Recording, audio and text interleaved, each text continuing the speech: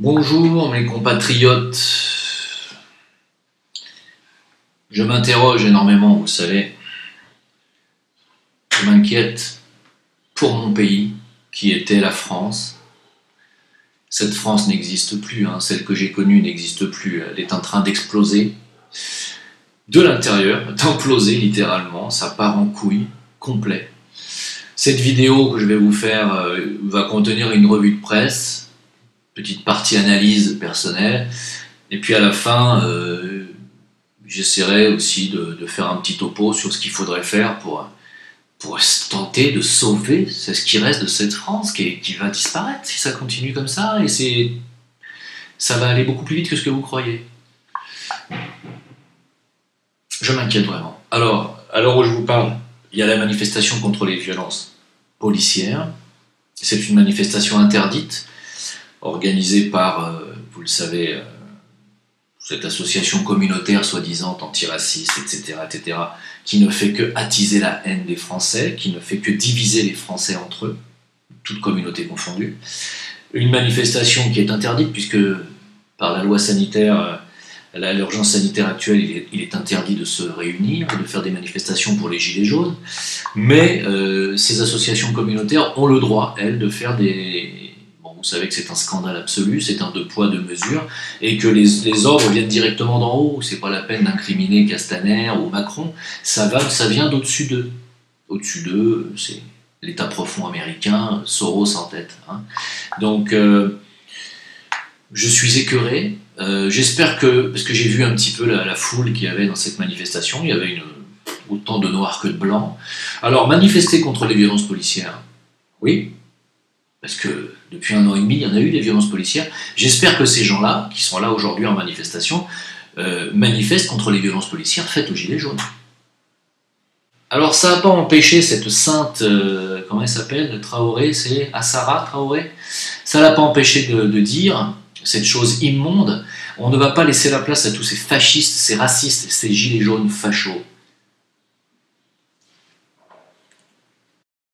Oui, puis je vais faire un petit aparté pour vous dire qui est la famille Traoré, parce que j'en ai parlé pas mal dans des lives récents, mais là, parce qu'il y en a un petit peu marre de se faire traiter de raciste. Il faut quand même que mes frères africains qui habitent en Afrique, dans les pays africains, comprennent une chose. Il y a des Africains qui habitent en France qui ont eu la nationalité française qui se comportent particulièrement mal.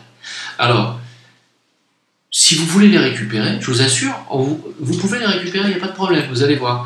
Alors, je suis tombé sur un site où il y a une certaine Christine de Viejoncourt, que vous connaissez probablement, qui a posté un petit topo sur la famille Traoré, puisqu'on va remettre un petit peu les pendules à l'heure. Alors, pour ceux qui ne connaissent pas, bien entendu, cette famille, et qui manifeste aujourd'hui à Paris, contre les violences policières, ce que je comprends tout à fait, comprenez bien que cette manifestation, qui est autorisée et chapeautée par Assara Traoré, qui est une chance pour la France, écoutez bien, état de service de la famille Traoré, donc je vous lis l'article rapidement. Adama Traoré, 17 procédures pour vol, stupéfiant et viol de son codétenu. Ça, c'est seulement son casier de majeur. Yacouba Traoré, 18 mois ferme pour avoir tabassé celui qui a accusé de viol son frère, et 3 ans ferme pour avoir tabassé un chauffeur de bus et mis le feu au véhicule. Pas grave, Samba Traoré, condamné à 4 ans, dont 18 mois avec sursis pour violence avec arme. Ça va ? Bon, pas bien grave. Bagui Traoré, condamné à 18 mois ferme pour violence et extorsion sur femmes vulnérables. Pas grave, Sérène Traoré, condamné à 4 mois ferme pour outrage envers le maire de Beaumont-sur-Oise. Youssouf Traoré, condamné à 6 mois, dont 3 avec sursis pour outrage et menace de mort envers des policiers. Pas bien grave. Assa Traoré, 4 plaintes pour diffamation et actuellement appel à des manifestations interdites en plein Covid-19. C'est pas grave. À cela, il faut ajouter des instructions judiciaires en cours de plusieurs frères, dont Bagui, pour détournement de fonds et escroquerie par le biais d'associations subventionnées par nos impôts. Et avec ça, ils arrivent à entraîner 20 000 personnes dont beaucoup manifestent, détruisent et attaquent la police et la gendarmerie. Alors, je vous laisse déguster cette petite photo qui va avec l'article. Et je vous fais part de mon... non pas de ma surprise, parce que tout ça, ça fait longtemps que j'ai compris, mais de mon indignation et de mon écœurement. Voilà. À ça, pour en dire des conneries, t'es pas la dernière, ça c'est certain. Moi, ce que je me demande, c'est qu'est-ce que tu fais dans ce pays? Je veux dire, c'est pas... Si tu considères que les gilets jaunes, qui sont des gens, des pères de famille qui n'arrivent plus à boucler leur fin de mois, à nourrir leurs enfants, qui le 14, le 15 du mois n'ont plus rien dans le frigo, ces gens qui manifestent pour avoir plus, pour que le prix de l'essence baisse, si tu considères que ces gens-là sont des fachos, sous prétexte que quoi, qu'ils sont blancs, qu'est-ce que tu fais dans ce pays, ma cocotte? Oui, ma cocotte, oui. T'as rien à faire ici.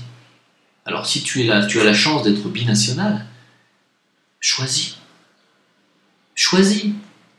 Tu te sens en minorité, tu te sens opprimé, choisis. Rentre chez toi. Je suis pas en train de dire qu'il faut mettre tous les Noirs dehors, tous les Africains dehors, c'est pas ça. Je dis ceux qui se sentent français sont les bienvenus en France. Ceux qui ne se sentent pas français, qui se sentent victimes d'oppression gouvernementale, de racisme étatique, et qui considèrent que les gilets jaunes sont des fachos, n'ont rien à faire en France. On va en parler à la fin de cette vidéo, quand je vais vous dire ce que je pense de ce qu'il faudrait, quelles seraient les solutions pour sauver ce pays. Bien entendu, mes solutions. Une des solutions sera de faire choisir aux binationaux leur nationalité, surtout les binationaux qui ont un casier judiciaire, comme toute la famille Traoré quasiment. Elle peut me faire un procès, hein, j'en ai rien à secouer. On va commencer par le commencement. On a un Macron qui nous dit aujourd'hui, c'est totalement surréaliste, la République cassée en deux, nous dit-il. Macron désigne comme responsable le monde universitaire. Pour Macron, les responsables du fait que la République aujourd'hui est scindée en deux, c'est la faute du monde universitaire.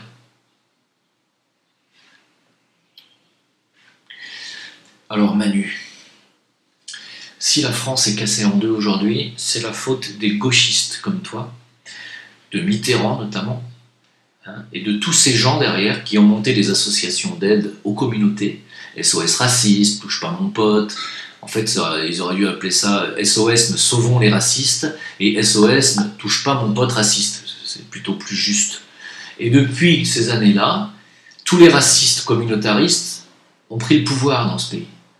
On est aujourd'hui dans une situation où il y a des quartiers, quasiment même des départements pratiquement, où la police ne peut plus rentrer, les pompiers ne peuvent plus rentrer. Et tu penses que c'est les universitaires qui sont responsables de ça? Oui, je te tutoie du coup, parce que un gamin, je le tutoie en général.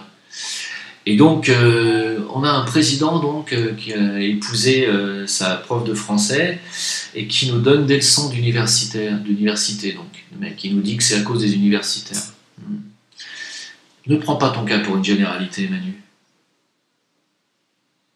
C'est la faute des politiques, des gens comme toi qui ont obéi aveuglément à des réseaux maçonniques qui sont à la botte d'un état profond, dont le but est de détruire les nations. Hein, tu le sais très bien, toi qui as été élu par ces mêmes réseaux, hein, qui a, le jour de ton élection, marché lentement devant la pyramide du Louvre. Hein. Ne nous prends pas pour des cons. J'oublie pas, moi. Ça aussi, ça va faire partie des choses que je vais dire en fin de vidéo pour sauver cette France, ce qu'il en reste. C'est pas les universitaires qu'il faut mettre au pas. On en reparlera tout à l'heure, Manu. Alors, ce qui divise la République aujourd'hui, bah, c'est les gens comme toi, les gens comme Castaner, les gens qui donnent l'autorisation à des communautaristes de manifester, alors que c'est interdit de manifester pour tout le monde, et surtout pour les gilets jaunes. Ça divise la France. Ce qui fracture la France, d'avoir Taubira comme ministre de la Justice, alors certes, c'était dans le gouvernement d'avant, qui n'était pas beaucoup plus brillant, qui est une anti-France, hein, qui...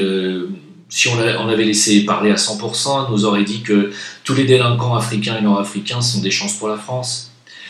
D'ailleurs, on va en parler de ça. On va parler de choses qui fâchent aujourd'hui. on va parler de choses qui fâchent. On m'a envoyé un tableau, hein. On m'a envoyé un tableau. Oh, ça va pas vous plaire, hein, je sais. Oui, donc, alors le ministère de la Justice révèle le nombre de détenus en France par nationalité. Ça vous intéresse? À la suite à la question écrite le 16 février 2018 de Guillaume Larrivé, député de Lyon, au ministère de la Justice. Le ministère de la Justice révèle donc ce nombre de détenus en France par nationalité. Vous vous accrochez, on est à peu près à 15 000 détenus en 2018. Alors, bon, je ne vais pas vous citer tout parce qu'il y a je ne sais combien de nationalités, c'est beaucoup, il y a des dizaines. Mais disons que quand on dépasse les dizaines, c'est des nationalités bon, un petit peu diverses. Les Albanais sont 550 quand même, sur 15 000. Hein. Algériens, 2000. Marocains, 1900. Roumains, 1500. Tunisiens, 1000. Ce sont les seules nationalités qui dépassent le millier. Toutes les autres sont en dessous. Après, c'est comme vous voulez. Je veux dire, je ne suis pas en train de faire mon zémourien de service, hein, sachez-le. Mais Africains noirs ou Africains Nord-Afrique et Roumains représentent 67% de la population carcérale française. Si on les retirait, on n'aurait plus que 5400 prisonniers en France. Et on nous parle d'universitaires qui divisent la France. Oui, bien sûr. On nous traite de racistes. Oui, bien sûr. Bien sûr. À un moment donné, il va falloir que ça s'arrête, cette petite mascarade, quand on a Taubira qui nous dit que Assa Traoré est une chance pour la France. Hein, issu d'une famille de délinquants. Total. Hein. Jusqu'à quand ça va se terminer? Pendant ce temps-là, police nationale, un agent de 49 ans a mis fin à ses jours avec son arme de service. Tout le monde s'en fout. Alors vraiment, l'indifférence générale. Tout le monde s'en fout. Je dis pas que ça m'intéresse plus que ça, personne l'a forcé à se suicider, mais tout le monde s'en fout. Ça permet de rebondir sur une petite parenthèse. Les forces de l'ordre, on vous avait prévenu. On vous l'avait dit.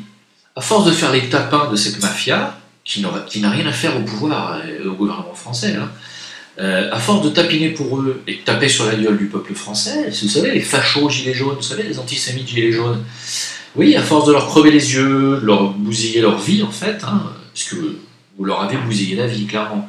Et à force au lieu de servir et de protéger le peuple français, vous avez servi et protégé la mafia américaine, ce que vous voulez, on vous l'a dit. Un jour, ça sera votre tour. Un jour, vous serez lâché par le pouvoir. Et vous serez livré en pâture. Voilà. Eh bien, ce jour est arrivé. Voilà le jour où vos maîtres se sont démasqués. Voilà ce qu'ils pensent de vous. Et voilà comment ils sont en train de vous jeter aux chiottes. Et j'ai envie de vous dire, vous l'avez amplement mérité. Amplement. Alors, je suis très triste pour la famille de ce policier qui s'est suicidé, c'est terrible, c'est un drame. Mais la façon dont vous vous faites lâcher aujourd'hui par ceux que vous avez couverts honteusement en tapant sur le peuple de France, viennent de vous lâcher. Vous voyez? Ça vous apprendra à ne pas savoir choisir votre camp. Votre camp, c'est le peuple de France. Rien d'autre. Alors, la prochaine fois qu'il y aura une manifestation de gilets jaunes, ça sera le moment pour vous de mettre un genou à terre et de vous excuser, peut-être. Non, vous ne croyez pas? Mettre un genou à terre et de dire que vous ne taperez pas sur ce peuple, que vous ne suivrez pas les ordres de Castaner, peut-être ça sera le moment. Pendant ce temps-là, France Info explique comment participer à la manifestation interdite de la famille Traoré avant de retirer son papier. Hein? France Info, oui, vous rêvez pas. Donc aujourd'hui, pour faire un petit topo, une petite conclusion, nous avons à la tête de notre pays, de ce qu'il en reste depuis beaucoup trop longtemps, des gens qui sont anti-France, qui détestent la France et dont le but est de détruire la France. Je l'ai déjà dit maintes fois dans des vidéos précédentes, mais là je confirme. Nous avons donc des gens qui travaillent pour un État profond américain dont le but est de détruire la France. Ces gens travaillent non pas pour le peuple de France, mais contre le peuple de France. Ils ont déjà été criminels avec le peuple de France lors de la gestion de la crise du coronavirus, on va en parler dans quelques instants, et ils continuent, ils remettent une deuxième couche avec la culpabilisation du peuple français dit de souche, blanc. Hein. Et donc, ce qu'on veut, c'est vous faire porter le chapeau de tout ce qui ne va pas dans ce pays, et du fait qu'on ait 67% de détenus dans nos prisons qui sont d'origine africaine et nord-africaine. Bien sûr, c'est de votre faute. C'est de votre faute, c'est vous, c'est les universitaires.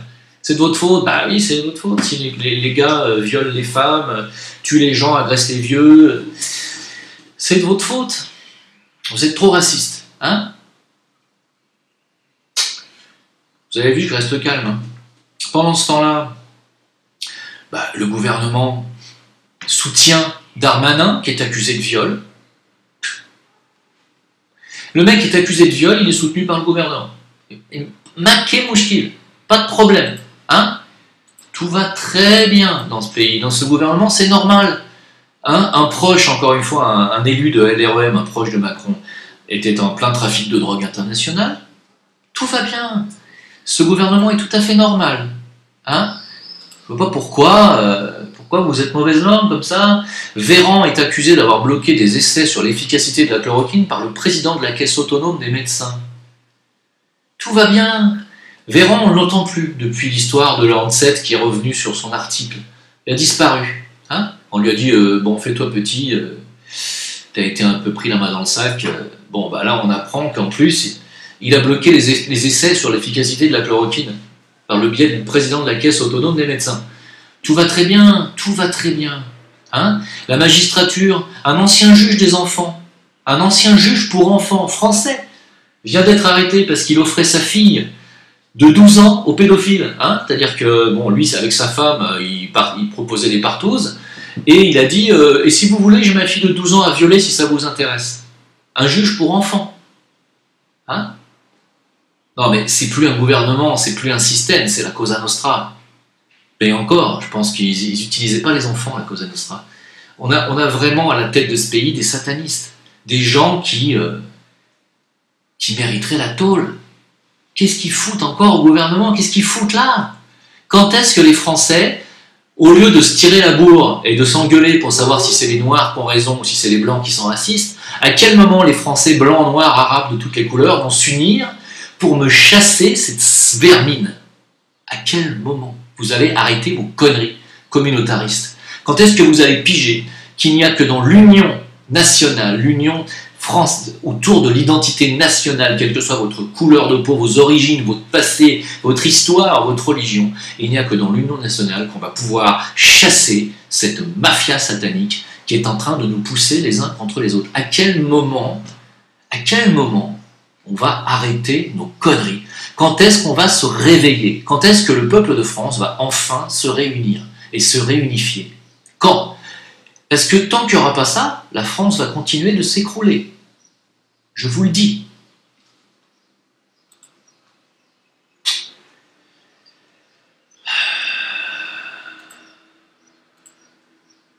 De Gaulle disait « Si une communauté n'est pas acceptée, c'est parce qu'elle ne donne pas de bons produits. Sinon, elle est admise sans problème, ce qui est absolument vrai pour la communauté asiatique qui vit en France. Communauté portugaise qui vit en France, communauté italienne qui s'est installée en France ou espagnole. Jamais eu de problème. Si elle se plaint de racisme à son égard, c'est parce qu'elle est porteuse de désordre. Quand elle ne fournit que du bien, tout le monde lui ouvre les bras, ce qui est tout à fait vrai, je le répète, pour la communauté asiatique. Mais il ne faut pas qu'elle vienne chez nous pour imposer ses mœurs. Charles de Gaulle. Je suis absolument d'accord. Absolument d'accord. Et ça n'est pas du racisme, du fascisme. Fascisme, c'est pas ça. Vous allez me traiter de facho, je le sais, je vous emmerde bien sûr par avance. Le fascisme, c'est pas ça. Hein. Vous prenez le petit Larousse, le petit Robert ou le Larousse, et vous apprenez fascisme, et vous allez comprendre ce que c'est que le fascisme. Hein. Ça n'a rien à voir avec le fait d'aimer son pays et d'avoir envie que ceux qui y viennent, parce qu'ils sont intéressés pour y venir, se comportent bien. C'est pas parce que vous êtes arabe, maghrébin, africain, roumain, que vous êtes victime de racisme. Vous l'êtes parce que une partie parmi votre communauté fait de la merde. Et ça, je ne peux que rejoindre le général de Gaulle. Alors, je vais continuer. Surréaliste. Surréaliste. Situation totalement surréaliste dans ce pays. Absolument incroyable. Absolument incroyable. Alors, il se passe quelque chose d'extraordinaire aussi en Afrique. Parce que quand les Blancs ont colonisé les pays africains, les missionnaires sont arrivés avec des Bibles à la main. Aujourd'hui, la France n'est quasiment plus chrétienne, il n'y a quasiment plus de cathos, les églises sont totalement désertées. Vous voyez là l'échec quand même de la religion catholique. La chrétienté a disparu, les Bibles ont disparu des foyers, en France. Et les pays aujourd'hui les plus croyants, les plus pratiquants, sont justement les pays africains, qui ont été colonisés. Ce qui est étrange, c'est que les Blancs qui justement... alors c'est Robert Mugabe qui nous dit « Les Blancs qui parlent de Jésus de nos jours sont très rares. Pourtant, ils étaient jadis les missionnaires, mais avec intérêt, car après avoir eu ce qu'ils cherchaient, les diamants, l'or, l'uranium, ils ont jeté la Bible. On leur a laissé les Bibles et on leur prend tout ce qu'ils ont. » Ça, c'est une réalité, c'est une vérité, et ça continue. Ça continue. J'ai vu que Pierre Jovanovic avait passé un petit coup de gueule, alors tiens, il s'énerve aussi maintenant, Pierrot. Mon poteau, tu me tiens chaud, j'ai envie de dire. Pierre Jovanovic qui s'énerve parce que parce qu'on confine les gens. On a forcé les gens à rester chez eux, comme en prison, pendant qu'on libérait les détenus en France. Alors on a libéré les détenus soi-disant parce qu'il ne fallait pas propager le coronavirus dans les cellules, dans les prisons. Mais on a maintenu dans leur maison des familles, des foyers, dont parfois l'un des membres était porteur du virus. Bien entendu, on a libéré des détenus dangereux, partout, en Angleterre, en France, un petit peu partout. Mais on a pris le soin quand même de laisser Julian Assange en prison quand même. Ah oui, on ne peut pas déconfiner tous les dangereux détenus. Le plus dangereux détenu pour le système, bien entendu, reste Julian Assange, qui lui reste en prison à l'heure où on se parle, alors qu'il devait être libéré juste avant la crise du Covid-19. Il y est toujours. Ça vous dérange? Non. Ça dérange quelqu'un? À part moi? J'ai pas entendu. Et moi, vous voudriez que je revienne en France? Des gens comme moi? Mais vous voulez quoi? Que je finisse en tôle comme Assange et que tout le monde s'en foute? Parce que le jour où des mecs comme Assange, quand des mecs comme Assange balancent des dossiers, tout le monde crie au héros. Quand ils se font arrêter par la police, tout le monde fait « Ah, c'est dommage, il est enfermé maintenant, ça n'a plus d'intérêt, on va se tourner vers quelqu'un d'autre. » Personne ne va venir en aide à ce pauvre homme. En 10 ans, il a pris 30 ans de vieillesse. Ah, ça donne pas envie de se sacrifier pour la France, je vous le dis, ni pour le peuple français. Comme je disais hier, attendez, on va y aller dans l'ordre. Parce que là, c'est surréaliste. Alors, que se passe-t-il dans le reste du monde? Que se passe-t-il dans le reste du monde?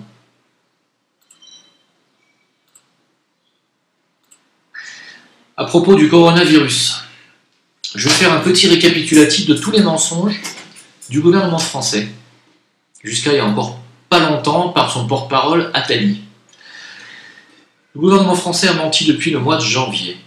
La maire Buzyn nous explique maintenant qu'elle savait que ça allait être une catastrophe, depuis le mois de janvier. Ça ne l'a pas empêché d'empêcher les Français d'avoir accès à la chloroquine en passant, je rappelle, la chloroquine, produit vénéneux, c'est-à-dire poison. Elle l'a fait sciemment.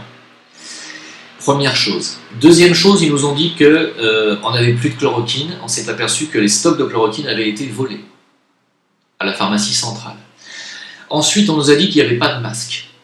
Ensuite, on nous a dit qu'il ne fallait pas, de toute façon, mettre de masque. Vous vous rappelez de tout ça? On nous a dit que la police ne devait pas porter de masque quand elle interpellait les gens dans la rue. Vous vous rappelez de ça? Pour finir par nous dire que finalement,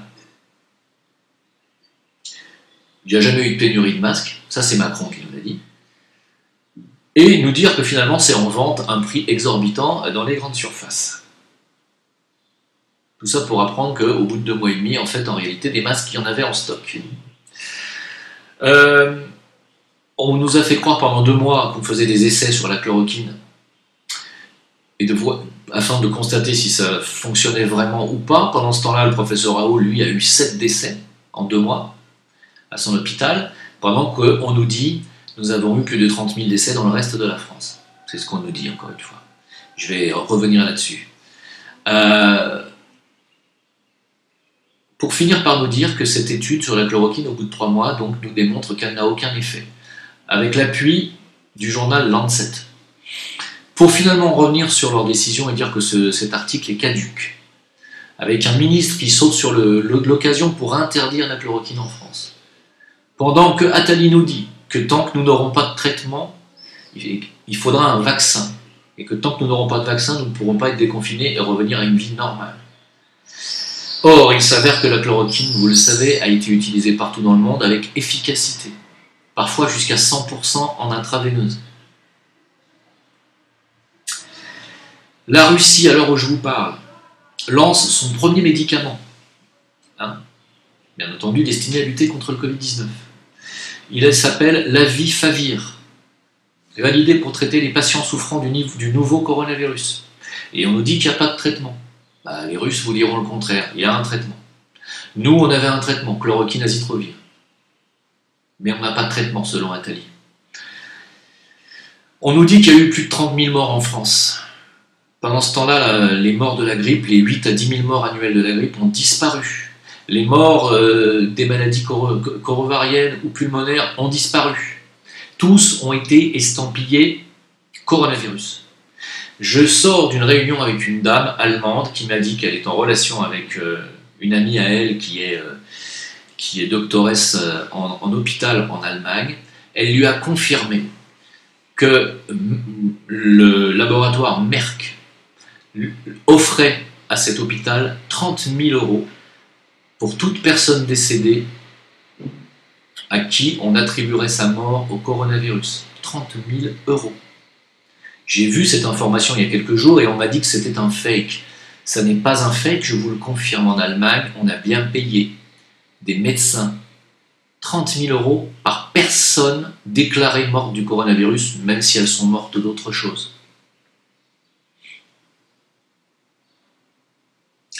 Moi, je vous laisse réfléchir à tout ça.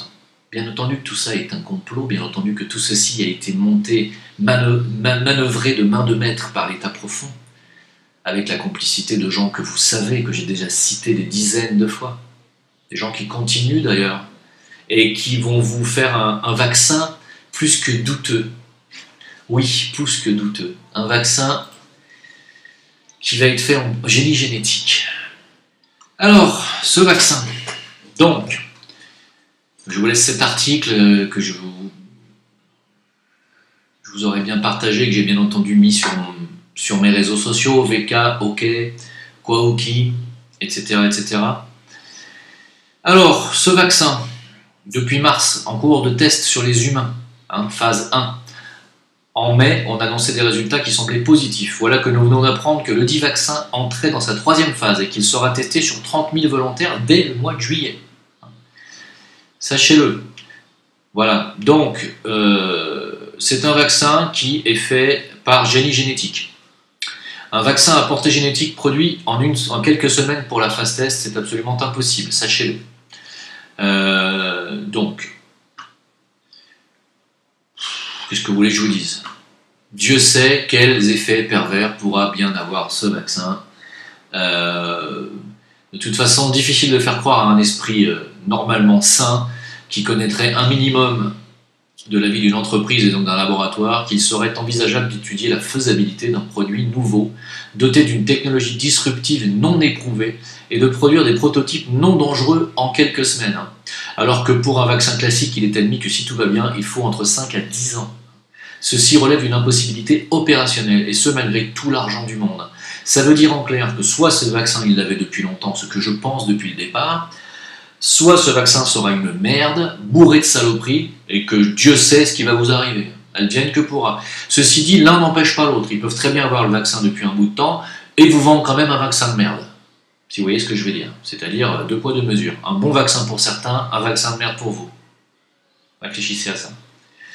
Donc je vous laisse, bien entendu, avec cet article que vous pouvez trouver sur le site Les Moutons Enragés, et vous trouvez ça sur mon VK. Alors, que faudrait-il pour sauver cette France bien mal en point? Que faudrait-il?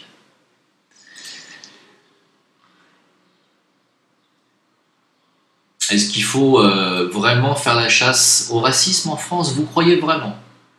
Dans un pays où Omar Sy a été élu 3 années de suite personnalité préférée des Français, où Zidane a été élu 8 fois de suite personnalité préférée des Français, où Yannick Noah a été élu 11 fois de suite personnalité préférée des Français. Vraiment, la France est raciste. Vraiment, c'est la chasse à la France raciste qu'il faut faire, vous croyez vraiment? Je vais vous dire, si vous voulez sauver la France aujourd'hui, ça va être très compliqué. Pourquoi? Parce que la France n'est pas tenue par les gouvernements et les présidents. C'est une grave erreur de penser ça.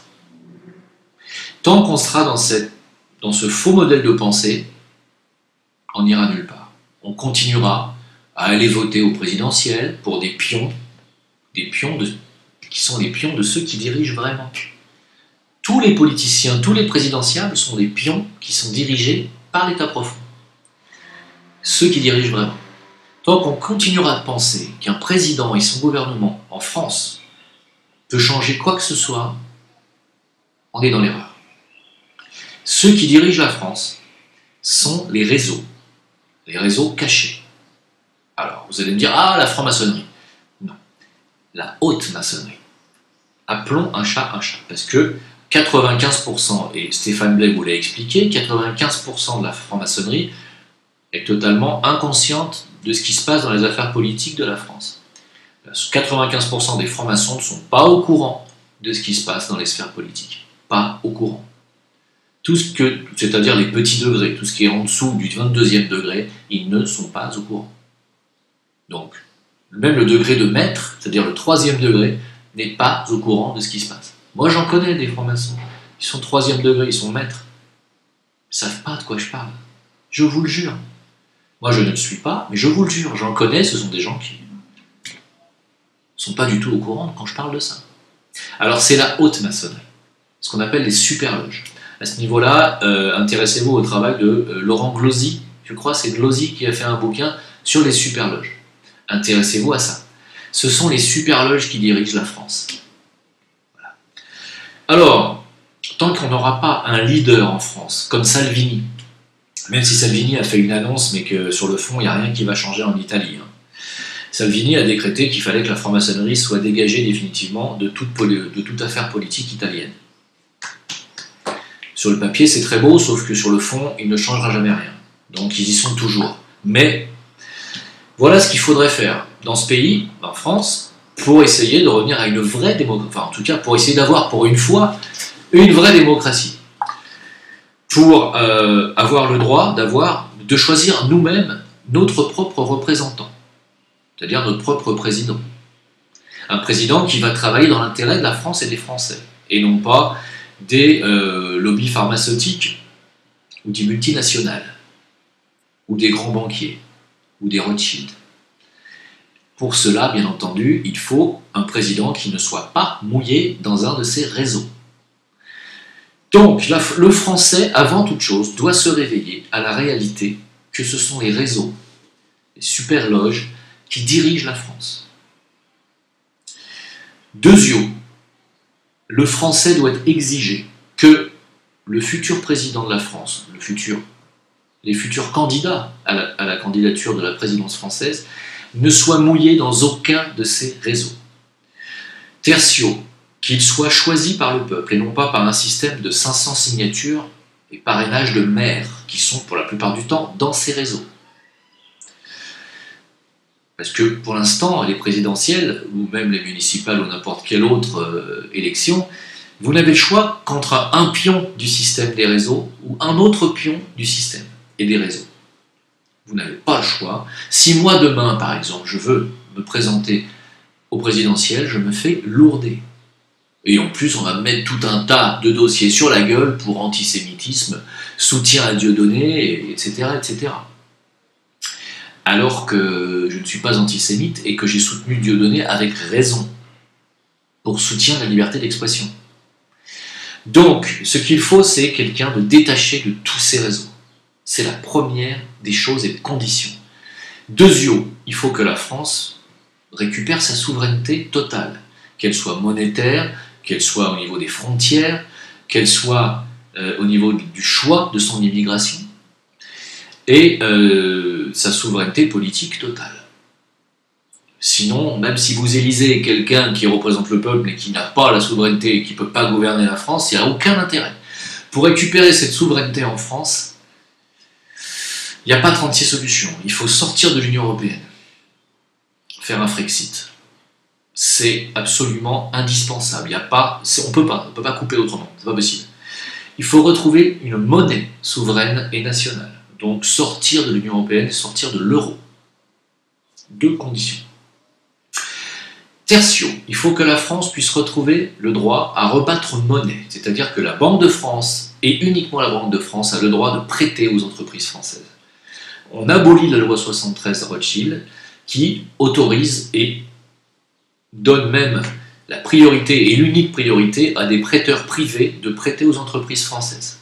Car cette loi 73, même si aujourd'hui elle est remplacée par une loi européenne, qu'il faudra abolir aussi, est la responsable absolue de l'endettement de la France. On est aujourd'hui à 120% du PIB de la France. En 2 mois, on a dépassé la barre des 100%.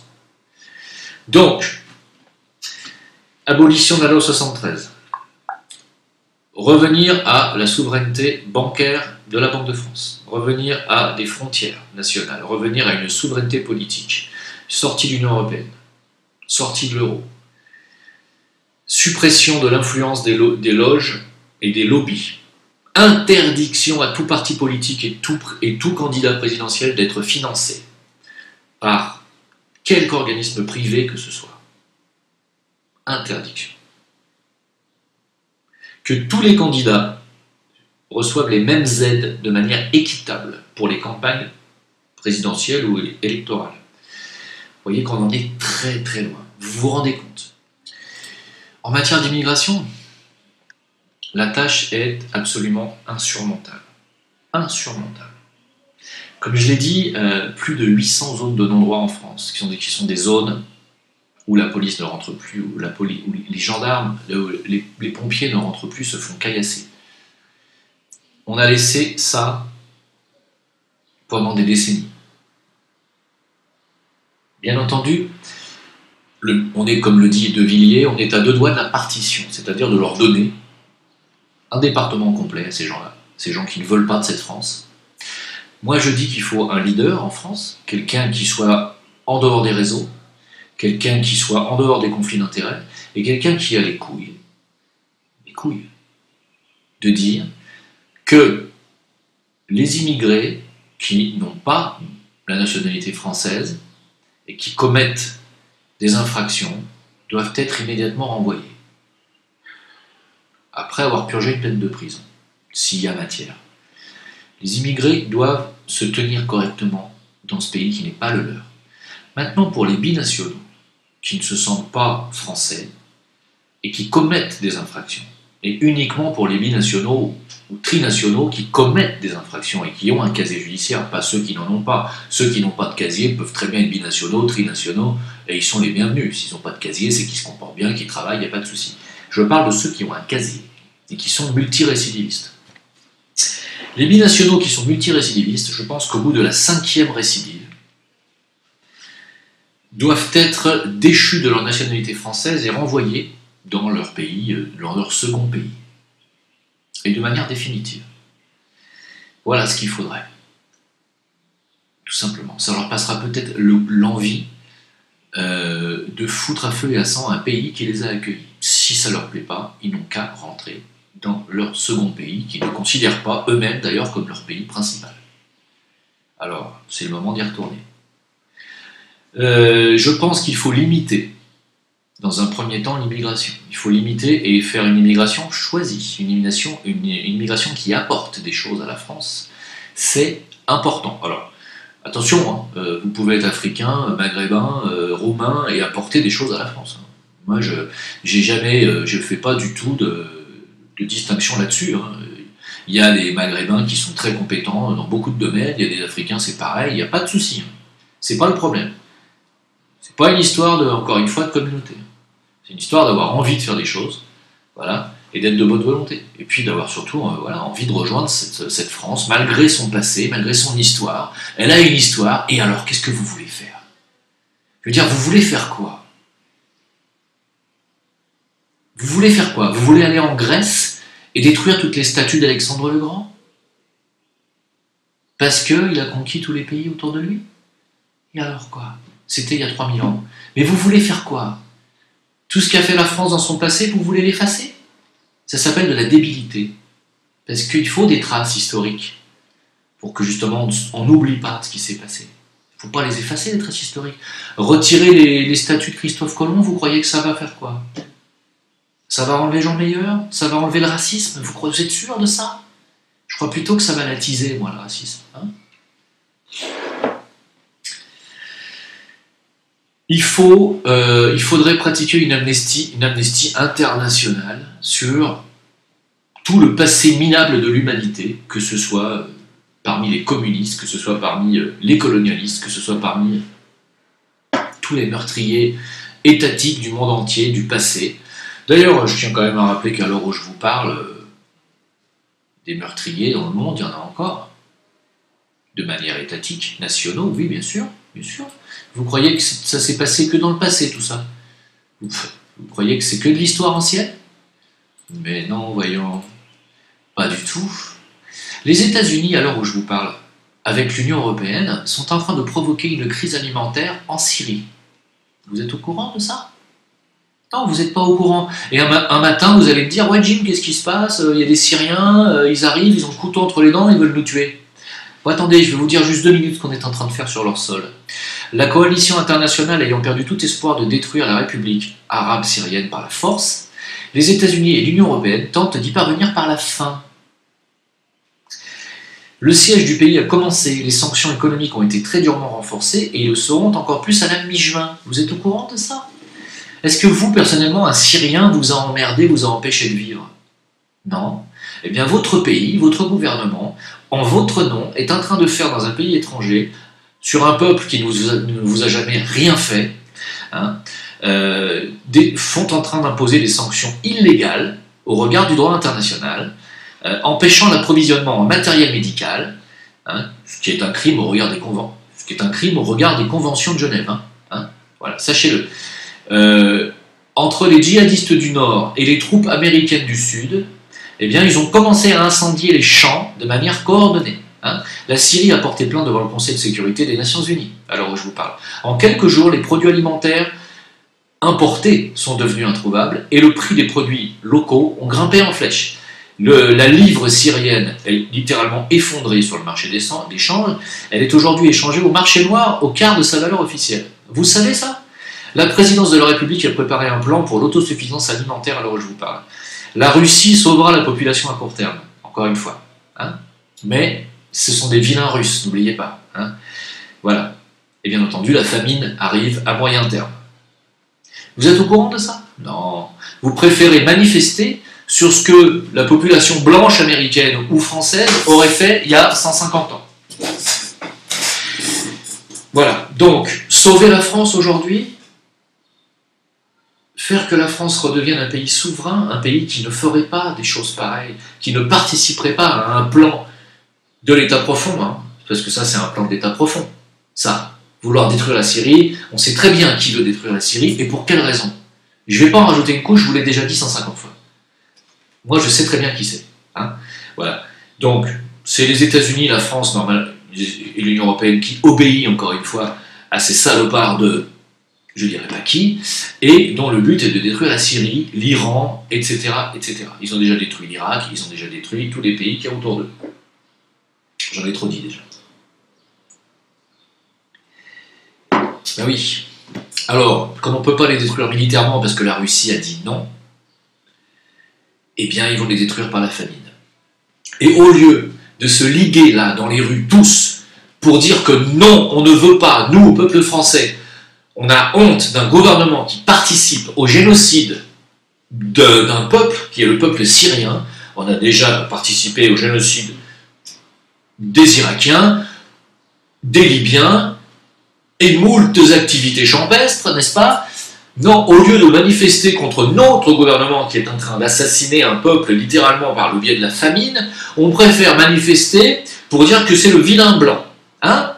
Continuez comme ça. Si vous croyez que c'est comme ça que vous allez sauver la France, si vous croyez que c'est en participant aux manifestations provoquées par l'État profond américain que vous allez sauver la France, vous ne faites que continuer à participer à sa destruction.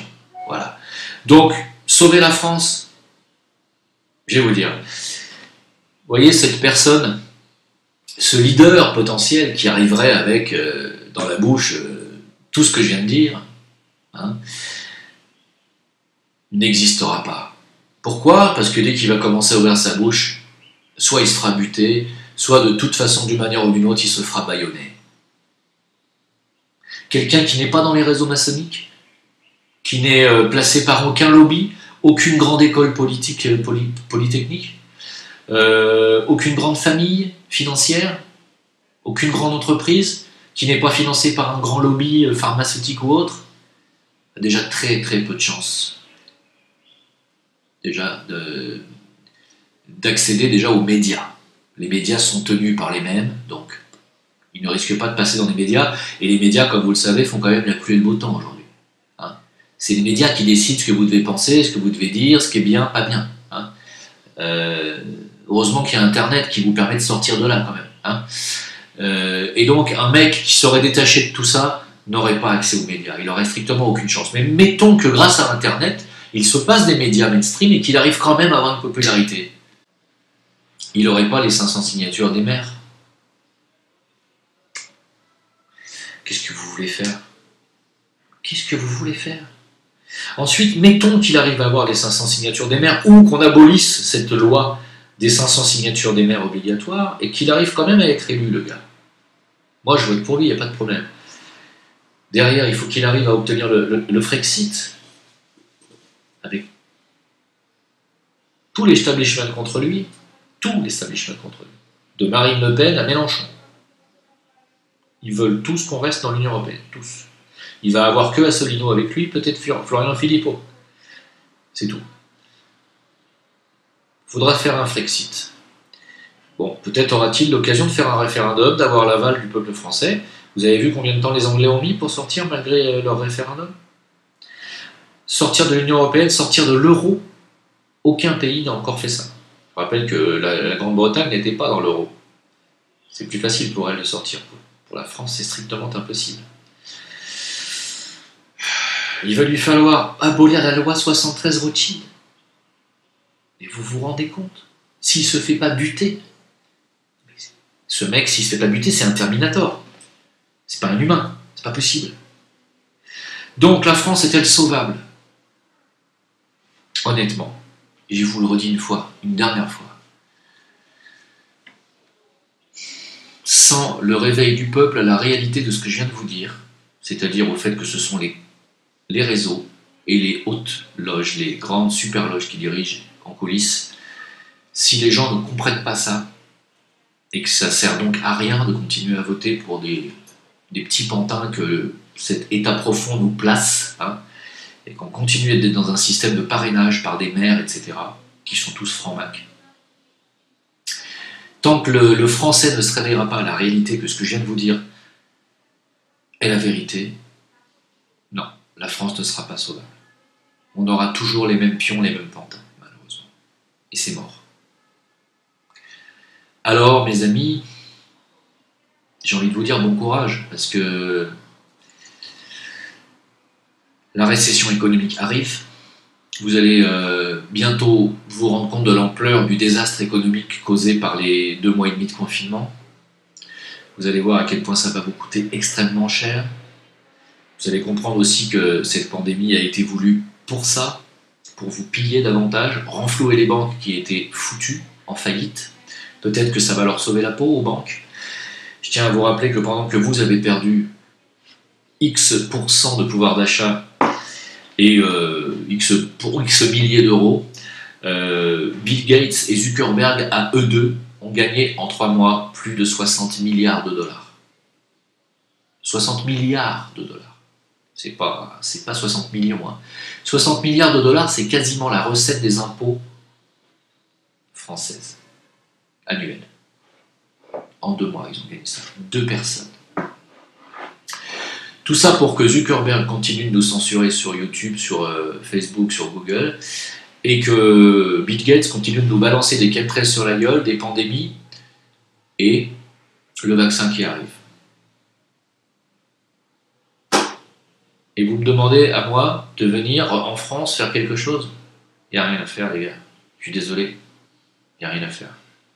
Tant que je ne verrai pas un mandat d'arrêt international, Poutine l'a déjà lancé contre Soros, ce mandat d'arrêt. Il va probablement en lancer un contre Bill Gates bientôt. Il est en train de dégager tout Microsoft de la Russie. La Russie qui va bientôt avoir son propre Internet, n'oubliez pas. Qui a viré les Rothschild, qui a 0% d'endettement. Hein, c'est ça l'exemple à suivre. Si on ne suit pas cet exemple, on est foutu.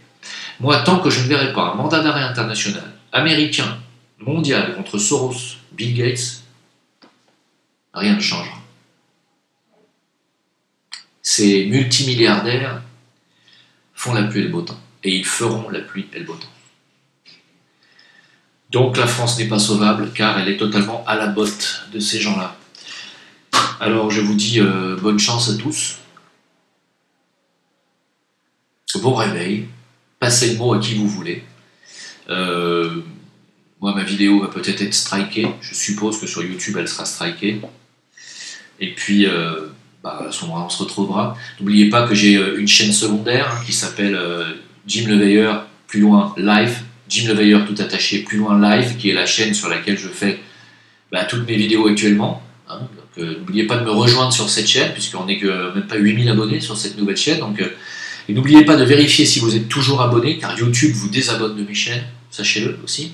Que j'ai saisi un avocat pour porter plainte contre YouTube pour ça. Mon avocat m'a dit texto, on ne peut rien faire contre YouTube. Ils sont inattaquables. Alors, la solution contre des gens qui sont inattaquables alors qu'ils commettent des choses illégales, c'est de partir, de sortir de leur emprise. Donc, moi je vais vraiment travailler activement à chercher une solution pour sortir vraiment définitivement de YouTube. Hein. Je vous invite à réfléchir aussi à vous qui cherchez l'information sur Internet, à boycotter Facebook, boycotter YouTube le plus possible et à faire pression pour qu'on ne censure pas vos youtubeurs préférés. Parce que là, c'est pas possible. Ces gens-là font la pluie et le beau temps. Alors bon courage à tous. Aux États-Unis, je terminerai juste par l'Obama Gate qui est en cours. Donald Trump nous a tweeté que le meilleur allait arriver. On nous dit qu'à cause de l'Obama Gate, alors l'Obama Gate, pour ceux qui ne savent pas, c'est, je ne sais pas si vous vous rappelez, à l'élection de Trump, tout l'État profond américain nous ont bombardé comme quoi c'était la Russie qui avait fait un genre de coup d'État et qui avait permis l'élection de Trump. Donc ils ont essayé de destituer Trump, ils ont essayé d'annuler ses élections, de démontrer que c'était les Russes qui avaient falsifié les comptes, Il s'avère que tout ceci est totalement faux, et bien entendu tout ceci tombe sur la tête de Barack Obama, ce qui risque de faire tomber totalement l'État profond. Je rappelle que pendant cette élection, le gouvernement français de François Hollande a donné des millions d'euros à Hillary Clinton. C'est totalement illégal.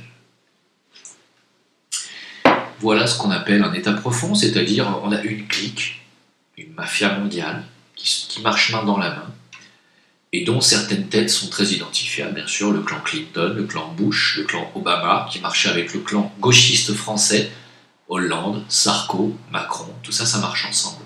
Vous comprenez? Alors, aux États-Unis, ils sont embêtés parce qu'ils ont un anti-État profond qui est aujourd'hui au pouvoir, Trump. En France, ce personnage-là n'existe pas. Pourvu qu'il apparaisse, pourvu qu'il soit vraiment gaulliste et gaulois, et remettre de l'ordre en France me paraît de l'ordre de l'exploit. Pour moi, c'est mission impossible. Bon courage à tous, merci de m'avoir écouté, et bon courage. Ciao.